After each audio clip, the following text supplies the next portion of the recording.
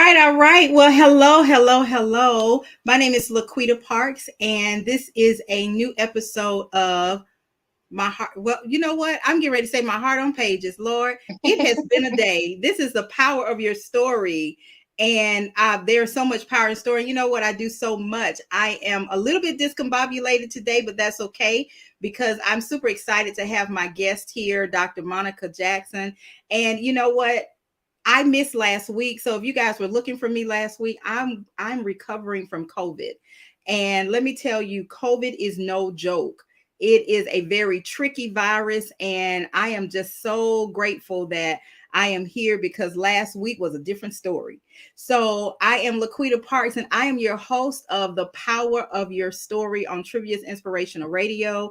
And I am super excited because this woman and I have been connecting and just kind of talking. We have just met today, and we are going to just dive into our conversation. I'm going to give Monica a minute to introduce herself, or Dr. Jackson a moment to introduce herself. But I'm the owner of T.R.I.V.I.A Publishing. And T.R.I.V.I.A means pain, progress, victory, because I believe without pain, there is no progress. And without progress, there can be no victory. So I help people take their stories from a thought to a realization, because I believe that 100% of everybody living and dead has a story. And there is always somebody waiting on the other side of your story so they can get healing from their story. And so today, man, we're going to talk about wounds, and that's that is, I'm already emotional as I start thinking about some of my own wounds, but we're not just going to leave it at that. We're going to talk about wounds, but we're going to also talk about how to gain wisdom from those wounds. And we have the expert herself here, Dr. Monica Jackson. Thank you so much for being here. Welcome, Dr. Jackson. How are you today? Thank you so much for having me. Now, that's a loaded question. When you ask me, how am I today? Man, I have had some challenges, and today has not been a really good day. So I just want to put that out there and keep it real. Yes. Hey, that's what I love about this. You know what? This is real life. It's just, we're live. If you're following us on Facebook, on Twitter, on YouTube, this is live. This isn't recorded. This is live. And life happens. Life happens. And you know, I was just sharing with Dr. Jackson that I did something that was supposed to take 1 hour, and I still didn't get my get my goals accomplished. And 5 hours later, I still did not get a chance to do what I needed to do. And it's okay, because life happens. Because you know what, we're dealing with people, and we're dealing with the flesh, and we're dealing with people who have other agendas. So it happens. So, but I'm glad that you're here. Tell us where you're from, where you are right now, and tell us a little bit about you. I am a native. Southern California is where I live, and I've lived here all my life, with the exception of maybe a year or two when I lived in San Antonio, Texas. I am who I am. I am, who am I? I am a confident, loving, keep it real woman who believe that I can do whatever I set my mind to. And I love myself more than I love anything and anyone else. And I say that because I have to depend on myself in many situations. And sometimes it's just me, myself, and my God. And so I just embrace myself. I do things to love myself. I treat myself special. I take the time out for myself. And that's what I encourage a lot of people to do. Academically, I earned a PhD in educational leadership, a master's in business administration, a bachelor's in computer science, and 2 associates, one in liberal arts and one in paralegal studies. I am an independent, can't even think, instructional designer. That's what I do by trade. I am also a professor at various different universities and a consultant, and also the author of this great book, Wounds of Wisdom, and offer courses associated with the book, to overcome many wounds. I love it. I love it. I want to publicly thank you because when I reached out and I told you I had to cancel our last we were supposed to do the interview for the podcast, My Heart on Pages, and I it was a last minute cancellation because I was trying. I was like, okay, I think I can do it. I think I can do it, but I couldn't. And I was so upset with myself because I had COVID, guys, and I'm upset with myself. And that's because I'm so used to showing up for people and I forget to show up for myself. Mm. And your response was like, don't apologize.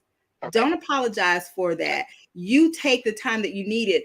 And I didn't know you. And I was like, it just felt so genuine.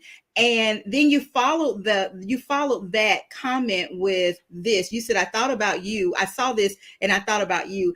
I will not waste today justifying why I deserve to rest. Instead, I give myself permission to enjoy every second of peace and restoration in my life. Yes.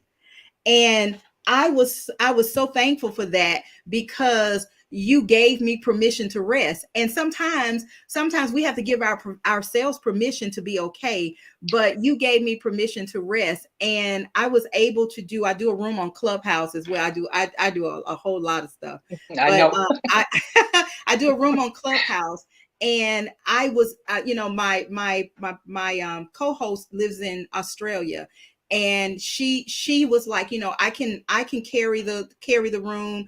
And we were both kind of tired that day, and I wasn't feeling well. And she said, well, maybe we shouldn't invite people out, or maybe we should we cancel? And I said, well, no, let's not cancel. Let's just let it be as it is. And that was a super fantastic room. And I closed the room with what you sent me, what I just read. And I mentioned you in the room. And I think that's important because we do so much for other people that and I'm learning. Listen, I'm new to taking care of me first, Mm. because I'm so used to showing up and taking care of other people that taking care of LaQuita is a foreign concept, because Mm. it feels funny and it feels like I'm being selfish when I'm taking care of me. Mhm. But you just said you love you more than anything. And that just kind of sent chills through me, because I'm like, you know what? I have to love me. I love me too.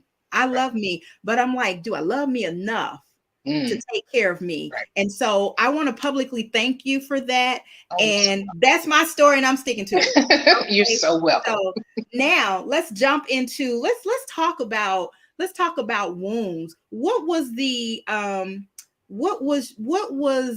motivation behind Mm. your book? And we're going to tell you how to get her book, how to get Dr. Jackson's book. You're going to have to go to her website to get the book. But after you tell me what the motivation was behind that, I want to know what was the motivation behind the cover.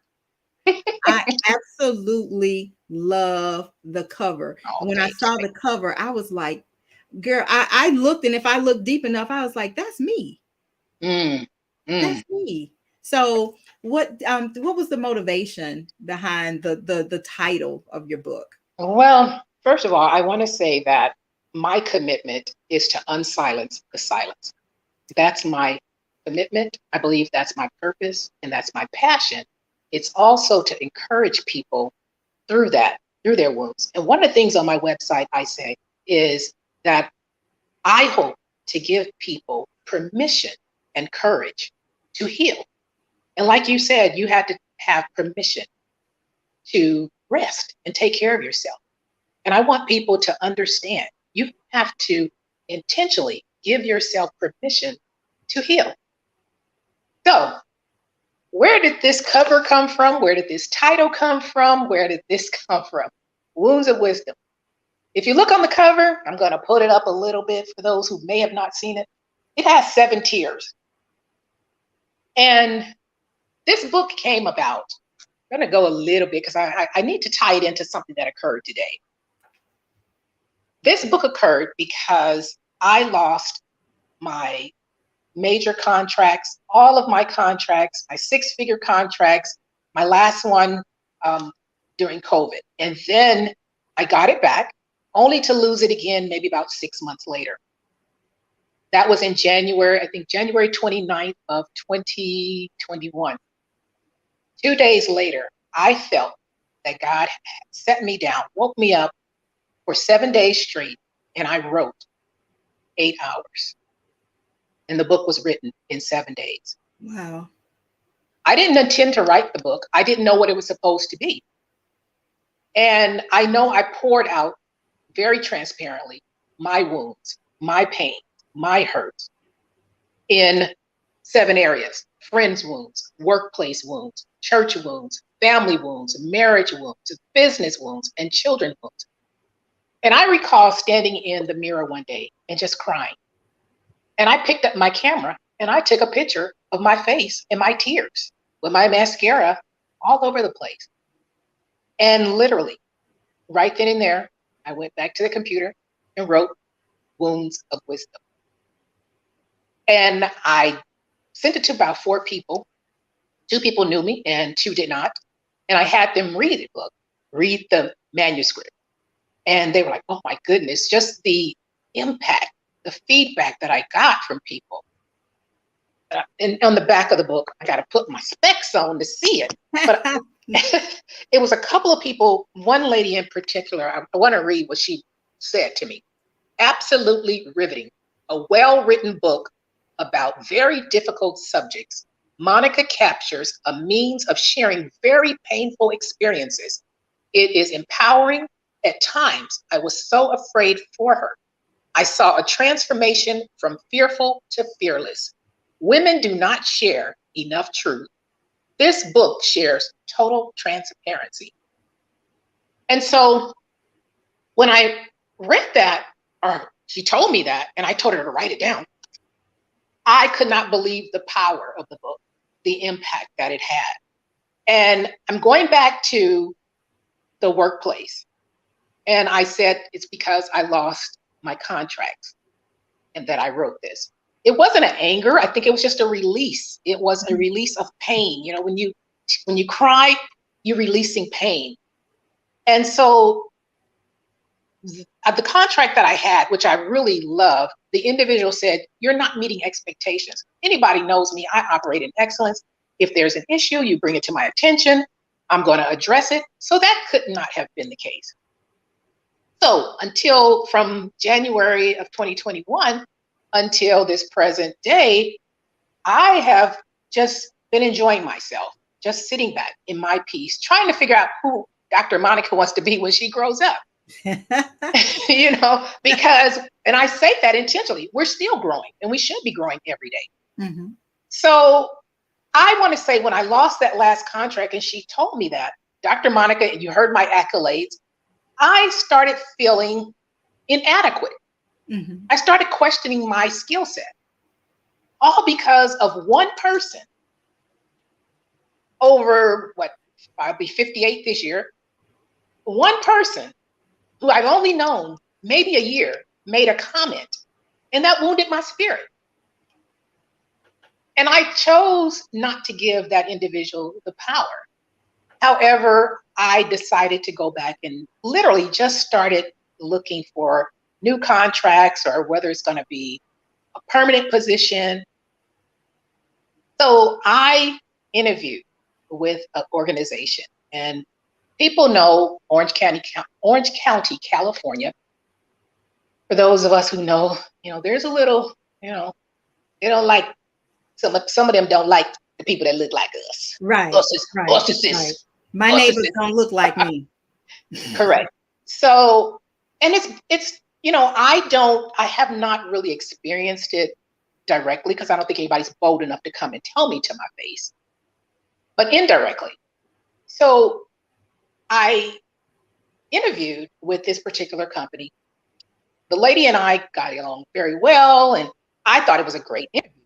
And she said, well, you know what? I think I may have you speak to somebody else. Your sound, Dr. Jackson, your sound went out a little bit. Okay. Can you hear me? Yes. Can you hear me? You went, I can barely hear you. Your volume dropped. Okay. Can you hear me any more now? Can hear you a little better. Okay.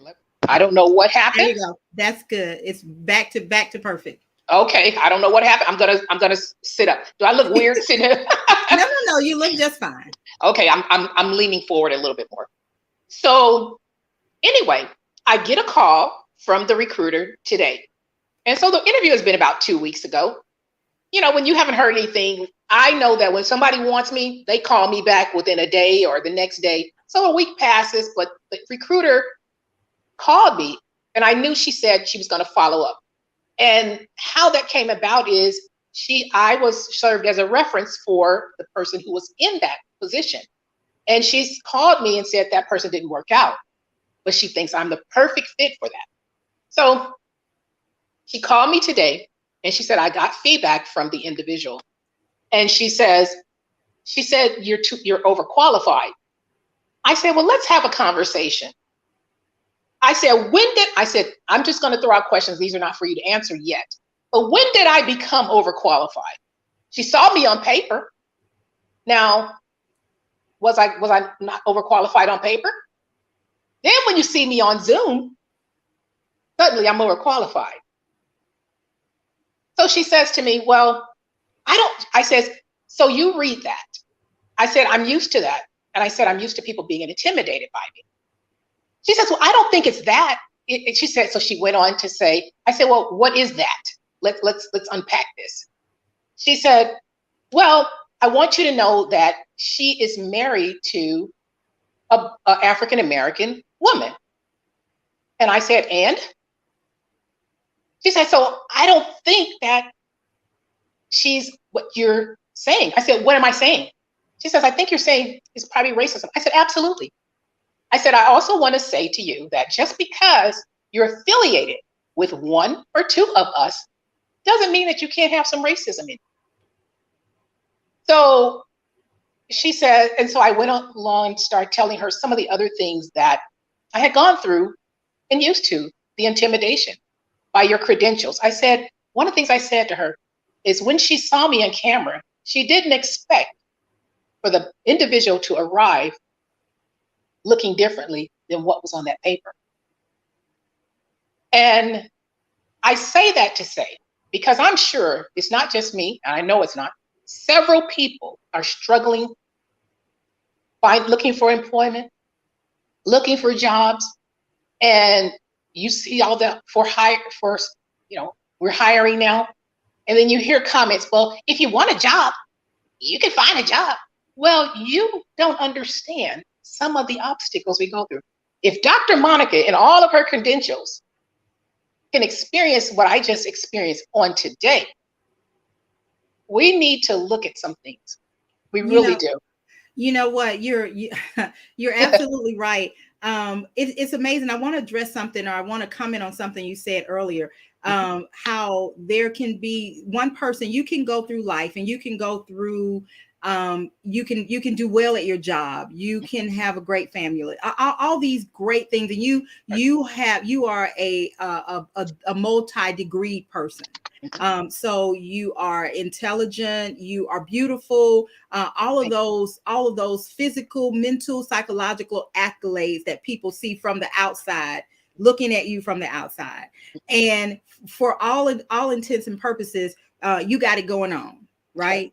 And then you're confident and you exude confidence. And then there's one person who says something and all of that confidence goes out of the window. It's amazing to me because it happens all the time, because that one person, and it's the same thing with children. You teach your children, and babies are born. I have 4 grandchildren and they're beautiful, and I tell them they're smart, they're beautiful. They're the best thing in their house. They're living their best baby lives. And their parents tell them they're beautiful. Their grandparents tell them they're beautiful. They're held and they're loved and they're caressed and they're all of that. And all it takes, because I did it to my children, I did it for my children. But then you go out of the door, you go out of that safe space, out of that safe environment into this world where other people are not being taught that. They're not being loved on and hugged on and kissed on. They're being taught something different. And so when you go in with all that confidence and somebody says, who she thinks she is, Correct. Correct. she can't do this or she's not that, and it takes a hit into your confidence. Correct. And then you start, just like you said, you start self-doubting and Right. you start questioning your own competence and where did I go wrong. And I think that's important to discuss because it happens all the time. Now, I know that it has to happen to white women. I know for a fact that it happens to Black women. Correct. I know for a fact that it happens because I don't have a friend in my circle that it has not happened to. Correct. Correct. And I talk to people all the time, and it has happened to me. There are people who look at you and think, okay, they'll look at me and say, hey, she's a large person, so she must be lazy. Or I had somebody to tell me one time that you shouldn't be where you are, and I said, well, what does that mean? Well, what do you mean? Well, you shouldn't be where you are. Okay, you have to explain that to me. Correct. Because my mom didn't have a high school diploma. I shouldn't be able to articulate because I'm a single mother. I was divorced, so I went through a horrible divorce and was a single mom and raised 3 children by myself. I own my own home. So explain to me, what do you mean I'm not supposed to be where I am? So there's a stigma that's placed on your background, and white people just don't do it. We do it to ourselves. Correct. Because that's what we've been taught. So I appreciate that you said that. And it's funny because you started off with saying, I love me more than anything. Correct. But at the same time, you recognize that, hey, you know what? I've got to pick up, and I love the mirror. I have this mirror in front of me. See that reflection? Yes, I do. That's me. Yes. That's me. And having to say, okay, you know what? I love me, but other people don't love me like I love me. Correct. And that's okay. And sometimes we have to go back to the drawing board, not recreate the wheel, but sometimes we have to go back and pick up the mirror and say, I am good enough. They're the problem. I'm not the problem. So I absolutely love that. So let's talk some more about wounds. And you know what? And it's funny because workplace, we're talking about workplace. I came from a corporate environment where I was the only Black person in the department. There was a in my department, and some days it got very interesting. I would send out an email and they wouldn't respond to me. They would respond to my supervisor, and I loved her because she would say, I didn't send that email to you. Correct. They would walk down the hall and my desk is sitting here. They would look to the left to keep from speaking to me. And when they would come back up, they would look to the right to keep from speaking to me. And if I was standing there talking to my supervisor, upper management would come in and they would start talking like I wasn't there. But you have to teach people how to treat you. Absolutely. So I would say, excuse me. And oh, I'm sorry, I didn't see you. And me in my sarcastic humor way, I would look down at myself and say, you didn't see me. Okay. Really? Wow. So what happens next? I know you just found all this out today. What happens next? Do you address that in your way, or do you move on to the next thing? Oh, I move on. I mean, it doesn't even faze me. There are other things in the works, and I just want to share that because that's part of the discussion in the book. Yes. That's just one thing. On the flip side, I had a manager that reached out to me, say, hey, here's this contract. I know you'd be great for this. Why don't you, come and work with us? So again, it's just when one door closes, you know what? You let that door close and you move on. That's right. You don't let it hold you back. And I want to read one little thing before we move off of. Go ahead. Feel free to share. This is your time. At the end of each book, each chapter, I have words of wisdom. And I want to share words of wisdom number 1. It says, no matter how ugly, disappointing, or unfair things are in the workplace, you have very little control over what others do. However, you can control your response and how you allow it to impact your future. Again, like I start off, I love Dr. Monica. So this words of wisdom right here, number one, spoke to me. And it was so important for me to share that because I just experienced this today, literally within the past, what? I don't even think it's been 2 hours. Yeah, I like that. That reminds me of the four agreements, Mm-hmm. and a lot of the things that that people do to you have anything to do with you. Absolutely. Anything to do Absolutely. with you. Mm-hmm. I used to have when I worked in corporate America, I used to have a little note on my desk that said "Act, don't react." Mm-hmm. Mm-hmm. And I used to look at that all the time. And I found it when I left the corporate world. I found it, and it was a reminder. Um, I have power over how I respond to things. Correct. Correct. So I don't have any power over what another person does to me or Correct. says to me. I have a responsibility of how I respond to it.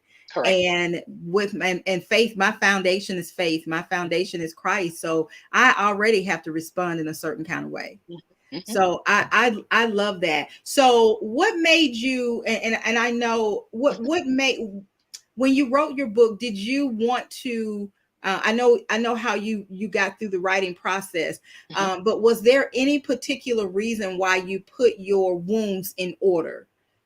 So what was there no rhyme or reason to it, or is that just how it started flowing? No, this is how it's flowed, but there was only one chapter that I moved around because it was out of place, and otherwise everything is here as it was given to me.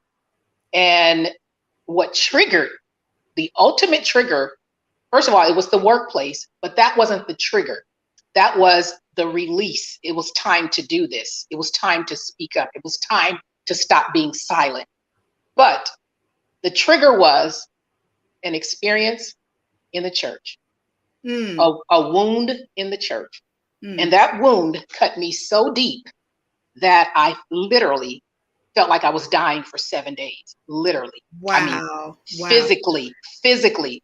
When people say that people die from a broken heart, I know what that feels like. And for 7 days, I stayed in the bed. I couldn't move. I hurt physically from head to toe, head to toe. I started having heart palpitations. I called a doctor friend of mine who's an MD, Thought you were and having a heart attack. I thought I was having a heart attack. I was in my car on Yeah. my way to urgent care, Yeah. and she called and she says, "No, you go over to where she told me to go and get this naturopathic medication, and you put that under your tongue and you sit in that car because it's just anxiety." Yeah. And I said, you know what? After I came off of that, I said, never again will I ever allow anyone or anything to take me to that level of despair. Because on that 7th day, I cried. I said, Lord, if you don't get me out of this bed, I'm gonna die today. I physically felt that. Yeah. And I felt a push. I felt a nudge. And when I got out of that bed and I got dressed, I said, never again. So I guard my peace at all costs. Anything and anyone that disturbs my peace, you have to go. I Yeah. don't care who it is. I really don't. And I mean that. And if you read the book, you'll see that I mean that. I'm talking about parents, children, friends, so-called friends, associates, pastors, first ladies, Whoever. deacons, deaconess, Whoever. Choose anybody. you. Choose you. Correct. Choose you. So I don't get caught up in other people's stuff. If it doesn't feel good to me and feel right, I leave it alone, because one of the things I did not do is I didn't trust my gut and my instincts Mm, because of how I was raised in the church, mm. because of the trust factor, Yeah. because of the submission factor. But we have to be careful with that, because those are very wounding places, and Yeah. wounded people wound, and it's a damaging place. It can be very damaging, very damaging. But nobody's going to speak up about it. And when you do, oh, you're ostracized. You Off get You get emails and letters like I did, don't come back to our church anymore. Okay. Wow. Wow. From the pastor that just love Dr. Monica. But you know what? They love what they can get from you and what Yes. you can contribute to their business. And I'm saying business as the Yes. business of the Yes. church. Yes. You know, I'm sitting here like, where is my book? Where's my book? I've got to get the book. I've got to get the book. You know, we talk about workplace, and if you're listening, I'm LaQuita Parks. I'm the host of what's the name of this show? My goodness, this is good discussion. The Power of Your Story on Trivia Inspirational Radio. And we're talking to Dr. Monica Jackson, and we're talking about wounds right now. And so we talked about workplace wounds. So we're not going to tell you everything, because you're going to have to get the book. You're going to have to go to her website, and you're going to have to order the book. And then she's going to tell you also about the workbook that goes along with that. But so we talked about workplace. And if you're listening, I know that I know personally some people, no matter where your workplace is, they have some workplace issues. Yes. Listen, I'm not a doctor, but I'm gonna tell you, some of y'all going through some stuff, and it's just God telling y'all it's time to go. Hello. It's time to go. I'm just saying.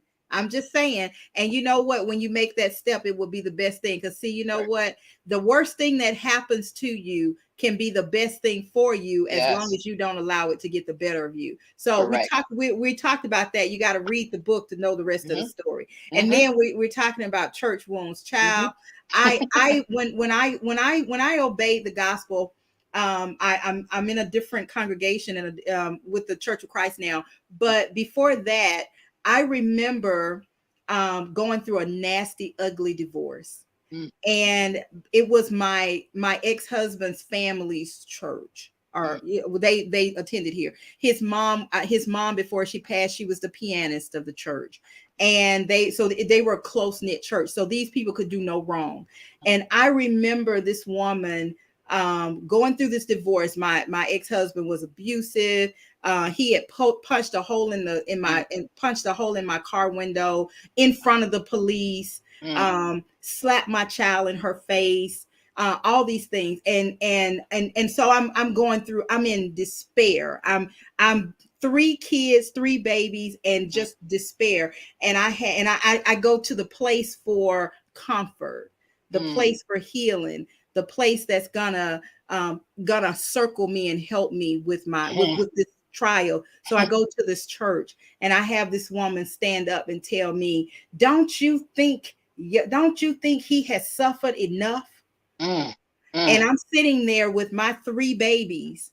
I'm holding one, the other one is sitting in my lap, and the other one is sitting on the side at my knee. And we're in this church that's supposed to be comforting us. We've not done anything wrong. I've not done anything wrong, but they're telling me, don't I think he has suffered enough? And I look up and I say, as broken as I can be, what about me? What about my children? Have we not suffered? So we go to a place of where it's supposed to be a place of comfort, and we don't find that. And then it causes a separation from God, and God don't have anything to do with it. Correct. Well, you know what? Let me interject something right there. Well, let me say fault. It's not God's fault, but God allows things to happen so that we can do something different. I want to interject something, because I'm in a place right now where I'm struggling with the church. I've been struggling for years. Everybody know it. You read the book. But I want to say 2 things. It's not a separation from God. It's a separation from church. The church and God is totally different. And I had to learn that. That's just a building.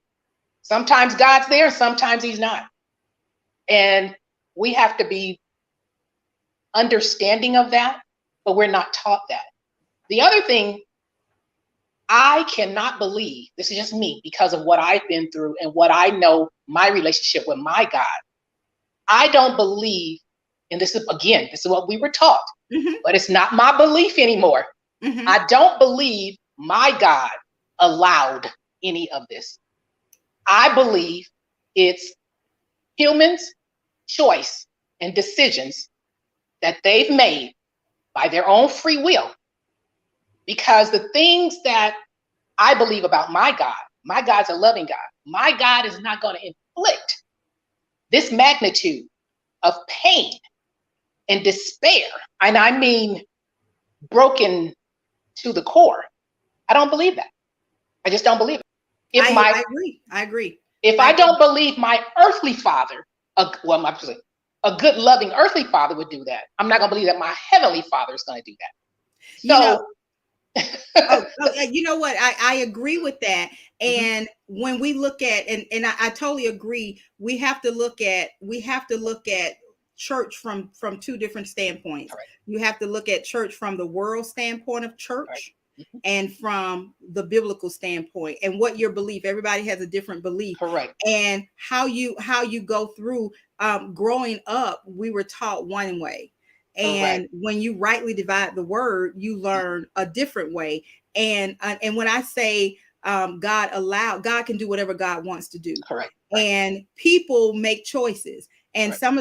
a lot of the things that happen in our lives is based on the choices that we've made. Now, Absolutely. whether it's a choice that I've made personally, or a choice that somebody else made that affected my life. Correct. And in going through that, I know exactly what you mean, because I wrote, my letter was the opposite. I left that church. Mhm. And I left, and I thought that I had built relationships with all these people, because some of them were really close friends, and they pretended to be really close friends, and they cared about Mhm. my children and I. And Mhm. when I left and I wrote a letter to them, I found out that the relationship was only connected to the building. As Correct. long as I was not in the building, there was no relationship. Absolutely. And so I love that. So can you read, can you read a word of wisdom from that area, the I church sure area? do. I want to read one from church, and I want to read one from friends. The first one, I just dropped my glasses, so I'm going to read this, but I think I see what it says here. Words of wisdom number 21. And again, you always hear God is in control. I don't think he's in control. Let me say what I say. Okay. This is just my revelation for me, Understand. Dr. Monica, Absolutely. these are my opinions, my beliefs, my experiences, not to change anybody and not to dispute with And listen, anybody. if you don't like it, write your own book. Write But your own book. I'm going to say, this is what it says. God is not in control. He is in charge. We have control over our choices, actions, and decisions. He doesn't control them. And we always Free say God is will. in control. Free will. Free We will. have free will. I All love right. that. Before you read the one from Friends, Uh-huh. give us a little background story about Friends. Oh, Jesus. Oh, Lord. I talk about 4 specific friends in my book. I don't mention names. I don't Mhm. call anybody's names or anything. I named them friend 1, friend 2, friend 3, friend 4. And if you read the friends, you will, I mean, if you've done this to me, you'll know who you are. Let's Yeah, just say that. you know who you are. You don't have to call names. You know who you Correct. are. And you And know they read it. You know they read it. well, here's the thing. When I talk about friends wounds in here, I'm talking about things that are in many respects minor. Mhm. And I say that, but that's where you have to set your boundaries, because minor issues become major problems if you continue and allow them. So I just told you about this situation where I felt like I was dying for about 7 days. Mhm. I reached out and I called a friend that I had known for 20 years, someone who I felt that I could share with and talk to, and that's not going to judge me. I'm not looking for answers. I just need to get it out. Because one of the things about, if you don't get things out, it's going to come out other ways. Yes. Like we saw, a few days ago with this young man Yes. that went to the school. Yes. Because it can happen to any one of us. Mhm. And I said to her, and I left a voice message. I called. I said, I need to talk to you. Give me a call. And I just explained a little bit. That's been, I don't know how many years ago. I received a text from this person. I'm praying for you. This is a friend. This is a friend of 20 some years. To this day, I have not spoken to this person. They haven't called. They haven't inquired. Nothing. Did you write that book for me? Is that because your church Uh-huh. situation, your work situation, and now your Hmm. friend situation, I Hmm. promise you it mimics situations in my Yep. life Hmm. with wow, Well, wow. and that's why I believe that God pulled me off of my contracts and said, "You're going to do this now. Mm-hmm. This is what you, Five. this is what you're going to do." And I'm telling you, the people who have come forward, just like you're saying, we have never spoken. You haven't read the book, Mm-mm, and look at the connection. mm-mm. And it's actually disheartening. It's disheartening to me, but it's also encouraging. It's encouraging to me because I know that I'm walking in purpose. I'm Yes, walking in what God has called me to do, what my God has called me to do, not what anybody else wants me to do, but what I believe my God called me to do. And if I make a mistake, I'm going to recognize it and I'm going to come back to you and apologize. So I talked about this in the book, and I had to realize that there are different categories of friends. There are friends for a reason, of friends for a season, of friends that are just associates, and in some friends you just have to let go. And I say in the book, I don't know where it is because I can't see it. Oh yeah, I see it now. A word of wisdom: stop calling everyone friend. I used to tell my children that everybody's not your friend. Correct. Don't do that. Stop So labeling everybody as a friend. when I it's you know what, I know it sounds offensive, but again, um, when you introduce people, oh, this is my friend. No, no, no. I stopped doing this. That I either say, oh, this is LaQuita. Mm-hmm. This Mm-hmm. is, oh, this is an associate of mine. Mm-hmm. Because I want people, here's the thing about it. When people know that they are my friend, that means something. Yes. Because if I refer that friend, who I believe is a friend, to do something, I'm expecting for that friend to come through. I'm expecting for that friend to operate in excellence. I'm expecting that Just like friend to you. have character Exactly. and Exactly. integrity. Exactly. And I always follow up with the person. How did that go? How did they treat you? Because I want to know, especially when it comes to business. I'm not Yeah. going to refer you just because you're a friend. Here's the other thing I tell people: don't buy this book just to support Dr. Monica. That's right. Don't buy this. I am not trying to become whatever you think an author is going to become. I'm trying to help those who are wounded. So if you're not going to read this book, or somebody's going to read this book, don't purchase it. How many authors are going to say that? I'm not out there peddling books. I peddle it to those that need it, that I believe is going to embrace and help. And those people are going to be my mouthpiece and come back and purchase 20 or 30 or 40 books or give it to their book club. That's how I believe. You So it's know, not about the money. no, you know It is, what? but it's not.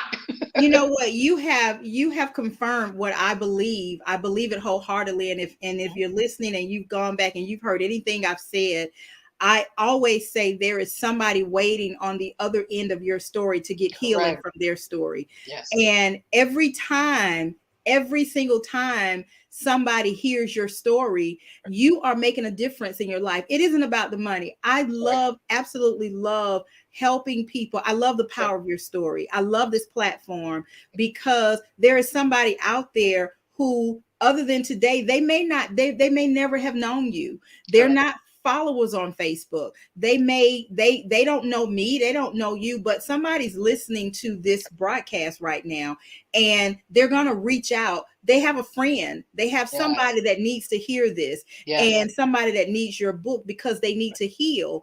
Right. And it's, if we don't share our stories, then we miss the opportunity to help people, because there are people who are waiting. They don't Correct. know it. They don't know that they're waiting for you. But when Correct. they hear it, they're here, and something's gonna trigger. And oh wow, this is just what I needed. Yes. Yes. When you sent that message to me, it was just what I needed, Yes. because it's a struggle, because when you go through so much in life, Mhm. and you and it's funny, the friendship, everybody is not your friend, and some of those who you think are your friend, it could be 20 years, Correct. 30 years, Right. 40 years, Mhm. and you have to examine the friendship. Correct. And Correct. some friendships you have to let go. There Correct. doesn't have to be a trumpet played about it. There Correct. doesn't have to be a salutation or or a memorial service to end the friendship. Sometimes you just have to quietly walk away. And Correct. guess what? That friend will probably feel the same way, and that's why they don't reach out. Absolutely. So I love that. This And is, you you know, know what, this is some this I'm so excited because I'm like, okay, before we finish, we're going to be having to wrap up in a few minutes, but tell them where they can purchase your book. And then we're going to talk a little bit more. We're going to talk about your workshops and the okay. workbook that goes along with that. Okay. So tell them, how can they find your book? You can go on my website, drmonicajackson.com, and purchase the book, /books. And that's the only place you can purchase the book. And the reason why, again, yes, people need to know the message. However, I believe that what is meant for me will be for me. I really do. And, I've been in many coaches and many master classes, and, a lot of them want to push your books and push this. And it's, I know that it's about money and making the money quickly. And that's, that comes with something else also. Yeah. You have to give up something to get something. And you have to make sure that it feels right in your spirit. So God has kept me 50 some years through these wounds, and he's continuing to keep me. So my finances will come from him, because I talk about some of the things where there's literally walking in my front door and there's 5 $100 bills stuck on my door with a scripture from a 20-some-year-old young man, because I spoke something into his life that I didn't even know him. So again, I need to make sure I'm operating in purpose. And because I think sometimes if we move too quickly, then it becomes about you and this status that you're trying to become. Now, if I'm supposed to reach that status, then I will. But right now, I'm doing what feels comfortable for Dr. Monica. So You go know get what, the book. Dr. Monica, I appreciate that you said that, because I work with authors and potential authors, and Mhm. I do coaching and development. Yes. And the first thing I get a lot from a lot, not all, from a lot of them says, I want to be a New York Times bestseller, Mhm. or I want to be an Amazon bestseller. And they don't quite understand what that means, but Yes. they all they know is that I want that status. And it's more than that. You Correct. want people to connect with you.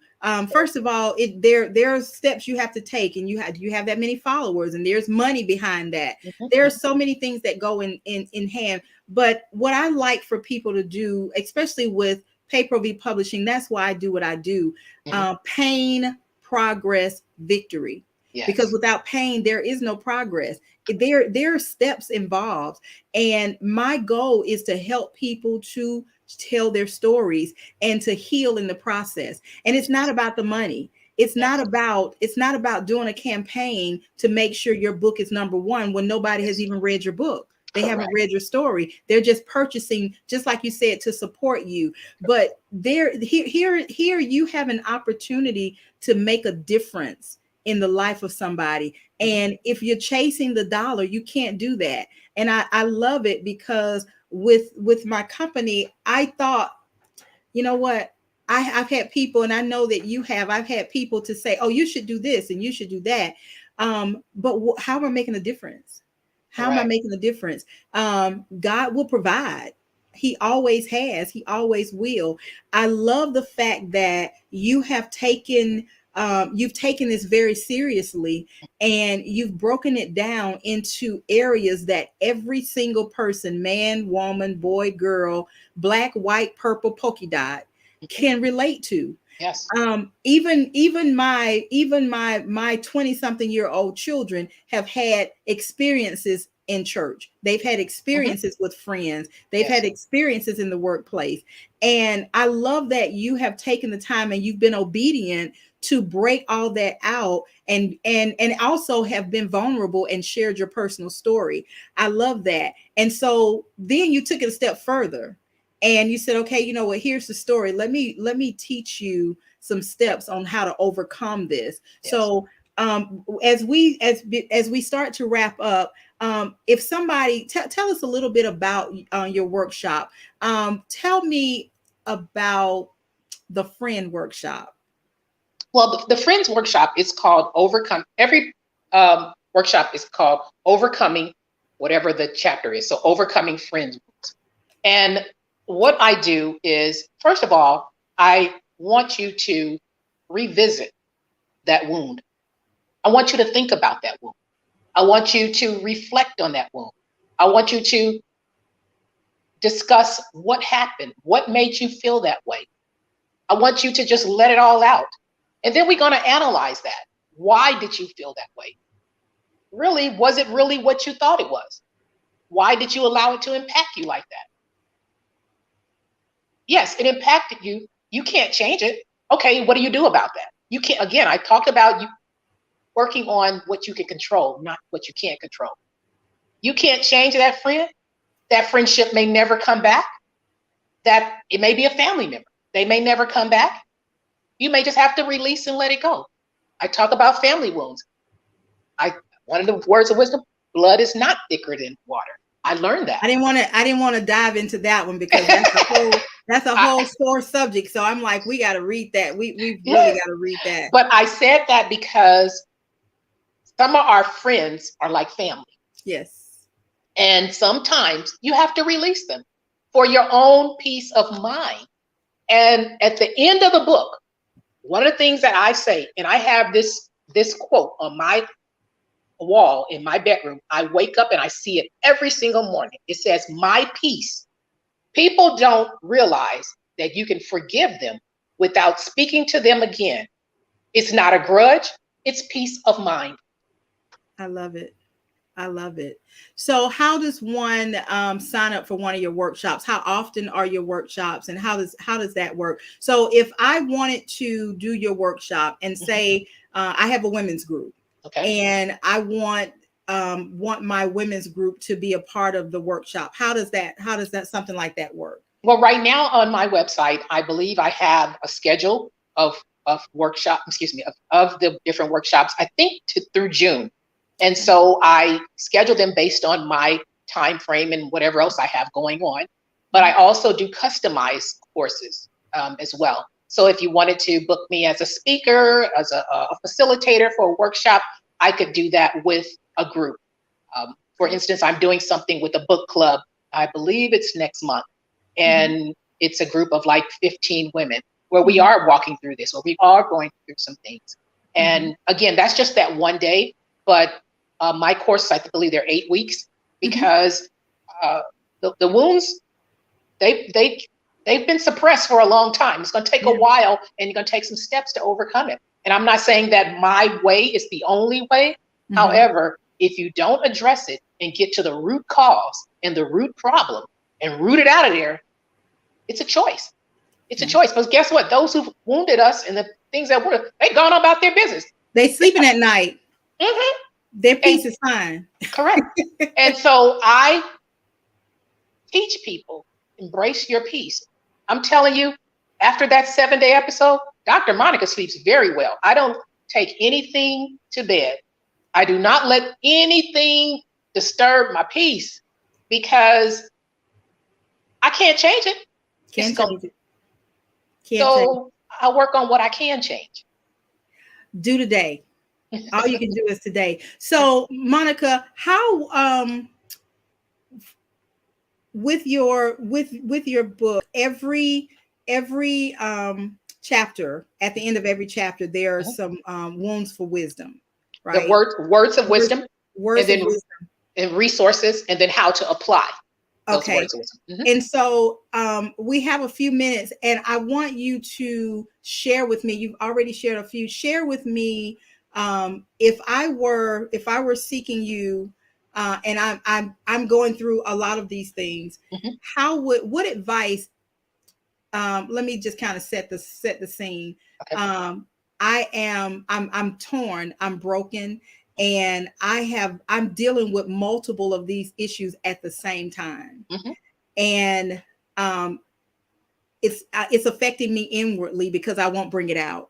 Correct. What advice would you give to me to start the healing process? First of all, um, like I said, I'm committed to unsilencing the silence. So first of all, you need to release it.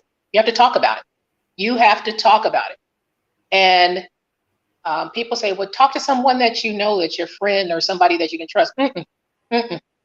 When I was going through, I used to walk down the street, wherever I am. If somebody say, how you doing today? I said, I'm not doing good. Let me tell you why. Okay. I'm not okay. And I pour it out. And guess what? I felt better. Mm-hmm. The, Mm-hmm. the, the release of that weight. Sometimes people just need to get it out.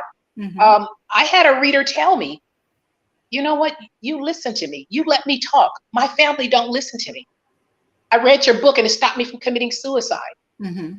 And so, again, I know that when I was going through, I didn't have anybody to talk to because nobody wanted to talk about those things.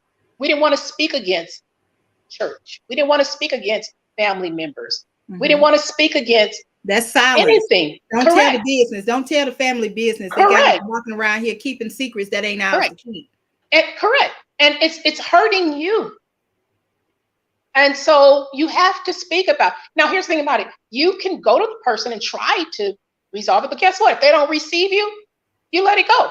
I gave the book to someone indirectly through someone else that I'm talking about that wounded me very severely. And that person threw the book at that person. So guess what? Oh, well, I did my part. Move on. Right. They don't want to heal it. Correct. You know what? So, This has been, I'm sorry. I'm sorry to cut you off. Go ahead. so you have to, again, love yourself enough to love yourself. That was pretty deep right there. You have to Because love yourself to love enough yourself. to love yourself. That was All right. pretty deep. You know what, Dr. Jackson, Dr. Monica Jackson, it has been a plump, pleasing pleasure, better than a triple decker peanut butter and jelly sandwich, to have you here today and to share your story and to talk about wounds and how to turn your past into wisdom, your past Yes. wounds into wisdom. I love it. I am going to order my book. Go on to Dr. Jackson, drmonicajackson.com, Yes. and purchase her book, connect with her. And Dr. Jackson is also on Facebook. Yes. And connect with her and dialogue with her and purchase the book and start healing from some of these Yes. wounds. We have a lot. There's so much going on in the world. We have to stop the hatred, and it has to start with us. It Yes. can't start with anybody else. We have to start here. I can't do it. I can't do it for you. I have to do it for myself first. Correct. And I appreciate that. This has been a fantastic discussion. I invite you guys to, connect, to listen, share this video, share the replay of it, and share it with people who are hurting. There are people who are hurting. There's family. I know in my own family. So family, if you're listening, we need to come together and we need to have a conversation with Dr. Jackson so that we can heal these 13-year wounds. Oh, Okay. Jesus. That's a story for another time. But let us help you. I want to thank you again for being here. I am your host, LaQuita Parks, and I'm the owner of Pay Pro V Publishing. So if you need help, if there's anything I can do to help you share your story, no matter where you are in your story writing journey, I can help you. If you have a story, and I know that you do, because 100% of everybody living and dead has a story, I can help you with that story. If you started your story and you find yourself stuck, I can help you get unstuck. If you've written your story and you just want to publish it and get it out there, I can help you do that too. But what I will say is, no matter who publishes your story, it doesn't have to be me. Tell your story, share your story. Don't keep going and have this burning desire to share your story and die with that story in you. Bring it out, because it is going to help somebody. You deserve it. You deserve to be helped. You deserve to help other people, and your story has power. There is power in your story. This has been another episode of The Power of Your Story. And thank you again to my guest, Monica Jackson. And we will see you next time. We are here every Thursday from 7 to 8 p.m. Eastern Standard Time. And this is LaQuita Park signing off with Trivia's Inspirational Radio. Thank you so much. Be Thank you. blessed. That's my story, and I'm sticking to it.